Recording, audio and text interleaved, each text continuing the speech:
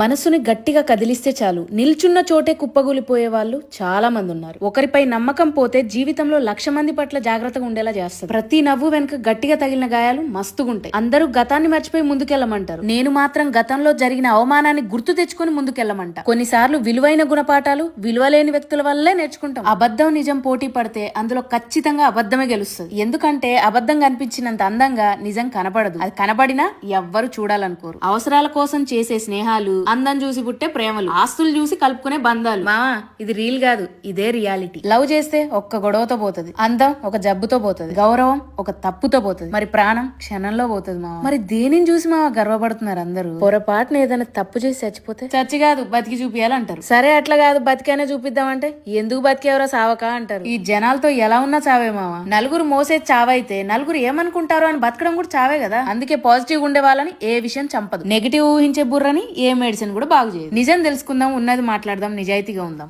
చలో.